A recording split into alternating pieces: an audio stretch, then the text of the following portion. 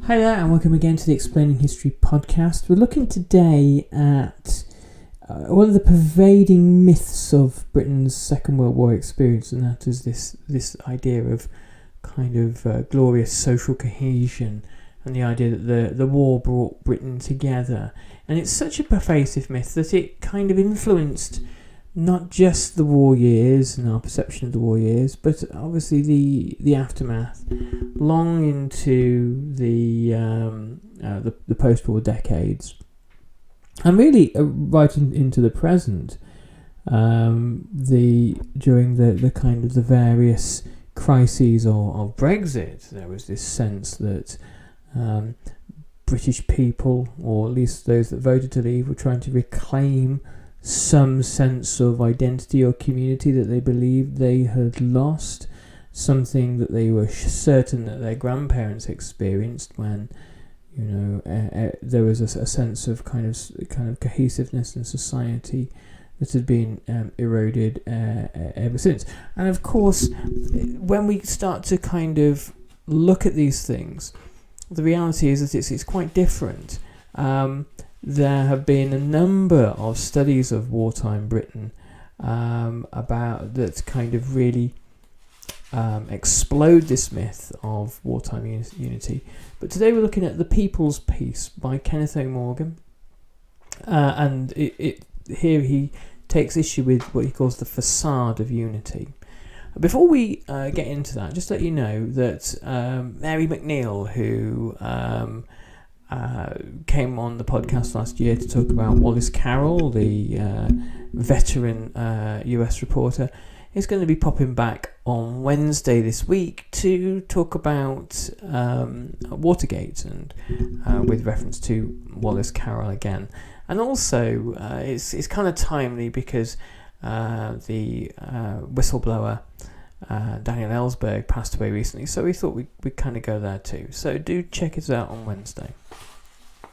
Anyway, Kenneth O Morgan writes, "National unity," declared Sir William Beveridge in 1943, "was the great moral achievement of the Second World War. It rested not on party bargains or formal coalitions, but on something far more deeply rooted, the mutual understanding between government and people.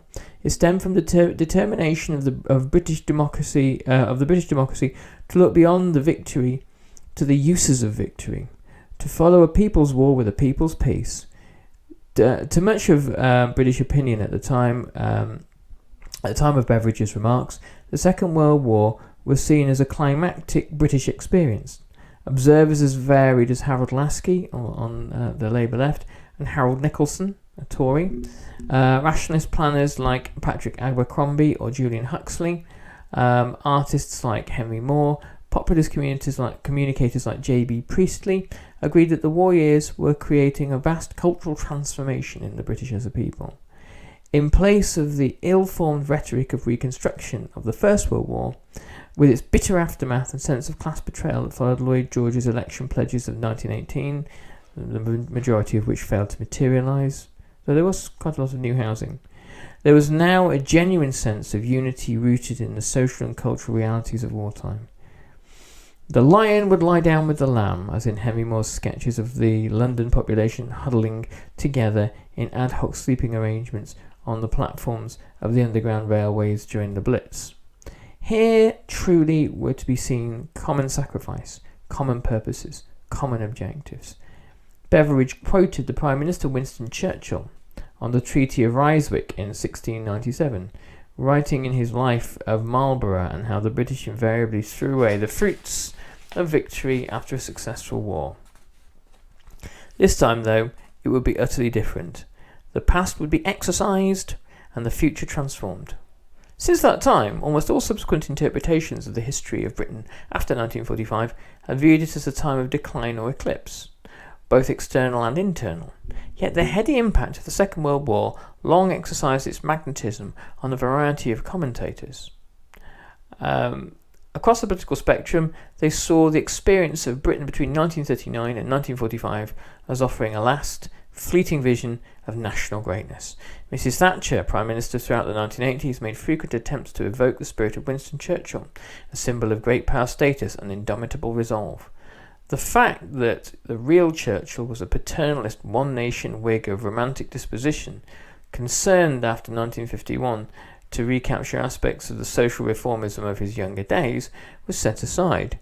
For the right, the war embodied constructive patriotism and the will to victory. For the centre-left progressive, it rather implied social cohesion, Keynes-style budgetary management, economic planning, the human version of social citizenship embodied in the Beveridge Report of 1942. It offered the intellectual and the historical underpinnings of the post-war consensus. Further to the left, politicians like Michael Foot, or even at times Tony Benn, would look back to the war as a crucible of social revolution, as George Orwell had done in The Lion and the Unicorn, achieved in the classless sacrifice of the Blitz and military service, and taken much further by the Labour government of Attlee after 1945. Michael Foot, then Labour leader, spoke in these terms during the general election campaign of 1983. So, as we can see, and this is true for, I suppose, all participants in the Second World War, wherever you go, be it America, the Soviet Union, Great Britain, France, China, or wherever, the war is imbued with special historical and sort of psychological meaning. Countries have to make sense of the past, they have to make sense of the present, they have to make sense of themselves, they have to make sense of their place in the world, and they do that normally, national cultures, by telling stories. And the story that the British told themselves during the Second World War is that the war brought out the best in them. It brought out their resilience, it brought out their community spirit, and it brought out it sort of erased class boundaries, and it erased kind of the class conflict that had been prevalent during the 1930s. And of course it didn't. And any sort of cursory rational thought will sort of point in that direction. Kenneth O Morgan writes, in a variety of ways, often instinctively felt, the Second World War supplied images that were satisfying and self-confirming. It was crucial to Britain's usable past, as Americans and others interpreted it. By the 1980s, the late war was almost too much a part of thriving of a thriving heritage industry, as were Tudor manor houses or medieval cathedrals. Tourists queued up to view the War Cabinet's subterranean quarters in central London, which, by the way, if you are looking for an interesting afternoon and you're visiting London, it's always worth a look. The successive volumes of Martin Gilbert's biography of Sir Winston Churchill attracted massive publicity, while the 50th anniversary of the outbreak of war in 1989 launched a huge flood of literature of all kinds. Wartime films such as Brief Encounter or In Which We Serve retained their popularity. The monarchy, following the crisis of Edward VIII's pre-war abdication, gained new strength through memories of George VI's wartime tours of bomb-ravaged cities, while the Queen Mother lived on as a surviving, ever-popular heroine of the Blitz. In his book The Long Shadow by David Reynolds argues that the two world wars gave Britain itself, the British state, the British class system, the monarchy, and all the other institutions that make up British life, a kind of a naturally long life, a kind of a stay of execution that they were facing before 1914, with the multiple crises that were kind of building up against the Liberal government.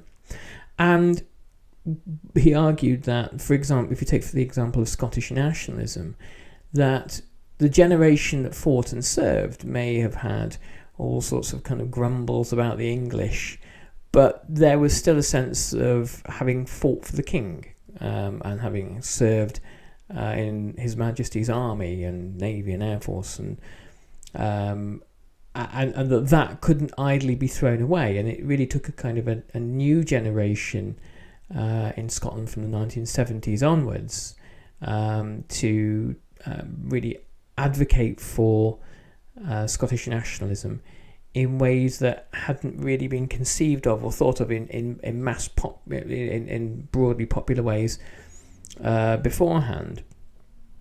And so that the war has acted as a kind of a glue for Britain, which is often a very kind of fractious and unworking kind of state and society that sort of like grinds on and shudders on together. And the war, perhaps we're reaching the end of the hold that the war has over British society. Perhaps Brexit was its kind of apogee, though we shall see.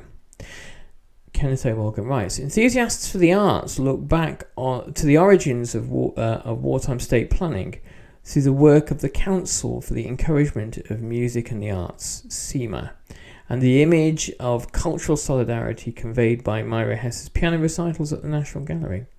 On a popular level, Vera Lynn's ballads about the White Cliffs of Dover and meeting again made her the force's sweetheart. Conversely, young hooligans travelled to support the England football team overseas. They expressed themselves through anti-German chants dating from the propaganda operations of Hugh Dalton at the Ministry of Economic Warfare during the war, even if, oddly enough, they were combined with Nazi-type salutes and raucous racist sympathy for the National Front. This is obviously talking about kind of the National Front, the British fascist organisation of the 1970s and 80s, which was intimately connected with British soccer hooliganism and violence. It was not unknown for Britain in the late 1980s for social workers to discover German school children beaten up in British schools they attended, even if the causes or course of Anglo-German hostilities were quite unknown to either assailant or victim. Both were stereotypes of an ideal of national greatness on which the post-imperial sun refused to set.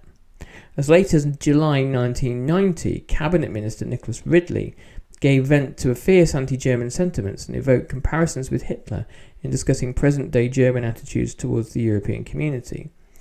Just going to show that kind of ridiculously stupid attitudes towards Europe by the Conservative Party are nothing new. On this occasion, however, Mrs. Thatcher, who is thought to share many of these sentiments herself, was compelled to ask him to resign. The decades that followed the Second World War produced and continue to produce a wide array of diagnoses of the course of modern British history. Almost all of them, in some sense, originated from the perceptions of the Second World War and what it was supposed to have meant for modern Britain. The most fashionable interpretation was that of consensus, a somewhat ambiguous and deceptive concept, which broadly saw war as enshrining welfare democracy as the dominant national creed. Several features were seen as central to this process.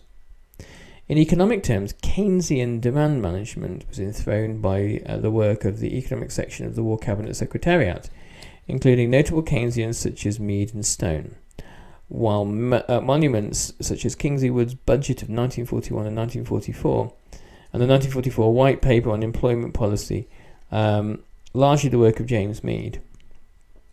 Chancellors from Cripps in 1947 to 50 to Heathcote Amory 10 years later used a variety of techniques, mainly fiscal, but also to some degree monetary, to produce sustained growth without undue damage.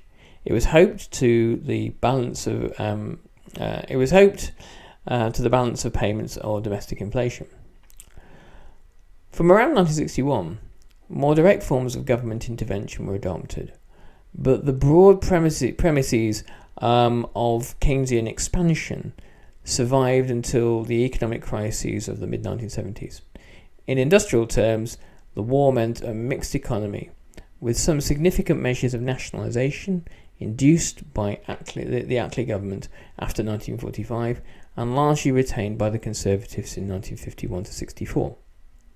Economic policy was kept on the move, not by Monet style. Obviously, this is Jean Monet, the the architect really of the European community, European Economic Community, and later the EU.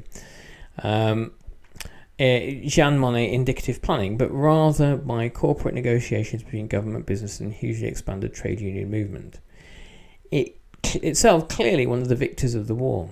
Dr. Keith Middlemas has well described the package contained in the 1944 White Paper on Employment as the enduring system of pluralistic bargaining that it implied. So, what does all that mean? Well, it means that the ideas that were put forward by John Maynard Keynes during the 1930s and 1920s for that matter came of age during the Second World War. The Second World War showed that there could be only one force in society that could mobilise an entire nation to fight a national war of survival, and that was the state. It was assumed, not by everybody, but it was assumed that the state would be able to transform British society afterwards.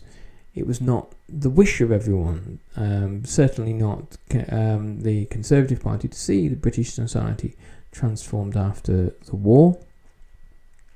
Though in 1947, the Conservative Party published a document called the Industrial Charter, and the Industrial Charter was a kind of a general acceptance that the state and society and the economy and the population had changed and moved towards the left, and the Conservatives concluded in the Industrial Charter that if we are not to be annihilated and never win an election again, we must accept that there is nationalisation, a welfare state, a commitment to full employment, free healthcare, and trade union collective bargaining. And without those things, then there is really, we are done for. We'll never win an election again. And this continued really, obviously, until the mid-1970s and 1975 and the advent of Margaret Thatcher. Though from 1970 onwards, during the Heath years, there were the beginnings of an attempt to create a new kind of economic consensus.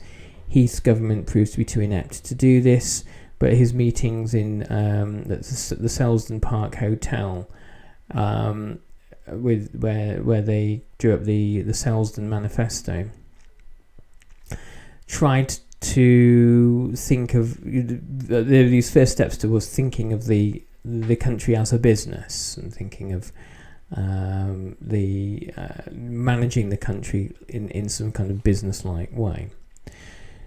These sort of notions of kind of wartime unity, obviously during the war, much of this is kind of propagated by the Ministry for Information, where much of the kind of the photography that we see of kind of milkmen continuing to deliver milk during the Blitz, and people sort of celebrate, in the rubble with cups of tea and cheering for the Queen and for the King and the Queen, all that sort of stuff.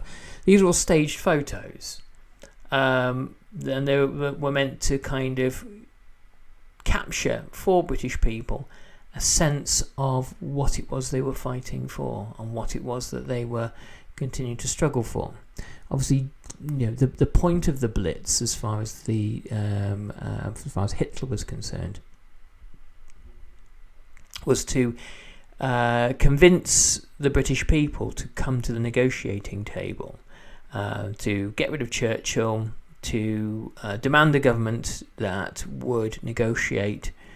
Wasn't a particularly well thought through strategy by Germany, but Hitler at this point, with his policy towards Britain, has kind of painted himself into a corner, and is aware that the Luftwaffe isn't able to break the RAF or to destroy the early warning system or the airfields or anything else like that. So the idea is to switch to city bombing to bring the population to its knees, and through mass terror bombing. And the Luftwaffe isn't really kind of geared up for that. What the British and the Americans demonstrate to Germany in the end is that with huge fleets of large 4-engine bombers that can bomb day and night, that you can really raise cities to the ground in a way that Germany could only have dreamed of. But the kind of the politics, that the propaganda and the imagery helped to build this enduring culture. This was a rather mythologized culture of everybody all in it together. And the reality is really quite different, as we shall see in this and other podcasts. Socially, the war consensus was taken to mean common citizenship and new framed social rights. They stemmed from the 1942 Beveridge Report with its philosophy of cradle-to-grave comprehensivism, and were taken much further after the war by the Attlee government, notably through Anira and Bevan's National Health Service. This basic core of economic and social middle way moderation survived even during the traumas of the Wilson Heath period, 1964 to 76. Even in the manifestly different climate of the Thatcher government of the 1980s, vigorous debate over the future of the health service or attempts to remodel the social security system to disadvantage some poorer groups or of working class children showed how the legacy of 1939 to 45 continued to cast its long shadow. Meanwhile, the short-lived Social Democratic Party, founded in 1981, was a rally by post-1945 Keynesians to fortify past achievements and defend them against the extremism of the Bennite left or the Thatcherite right. I think what Kenneth Morgan is trying to say here is that encoded in the experience of the war or the aftermath of the war are the kind of things that make the post-war era what it was.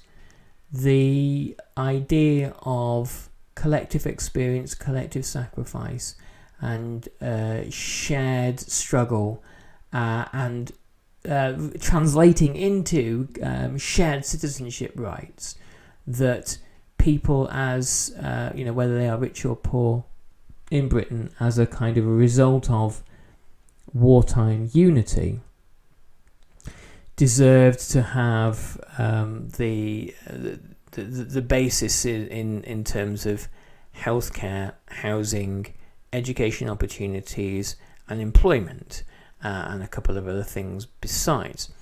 And this is what has been fiercely contested throughout the post-war era. There was less unity than you think. The level of crime actually went up during the war.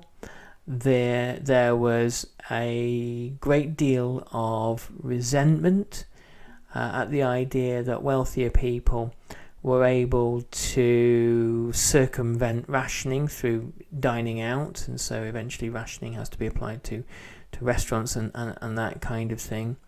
And of course there is actually a great deal of resentment from wealthier people that their economic power has its wings clipped, not for sound economic reasons per se, but because during times of shortages, everybody had to be seen to be taking a hit. When you are in a world with twin hostile ideologies of fascism and communism, the idea that you have large numbers of disgruntled working class people who distrust and despise their betters, who mistrust the state, is a very alarming thing, because all sorts of dangerous ideas can find a foothold there. So we're going to take a pause there, and again, as with the first casualty I mentioned the other day, we're going to come back a lot to the People's Peace in the next few weeks. The story, the book takes us all the way through from 1945 to 1990, and the downfall of Mrs. Thatcher. So there's a heck of a lot to explore there. Anyway, I hope you found this useful and helpful. You can always find me at Nick Shepley on Twitter, or you can send us a message via www.explaininghistory.org if you have any questions or just things you want to discuss. And you can always check out the rest of the back catalogue here. I've talked immeasurably for potentially dozens of hours about the topic of post-war Britain, so there's always something in the back catalogue to check out. Anyway, thanks very much. Catch you tomorrow, and all the best, and thanks for listening to the Explaining History podcast. Bye-bye.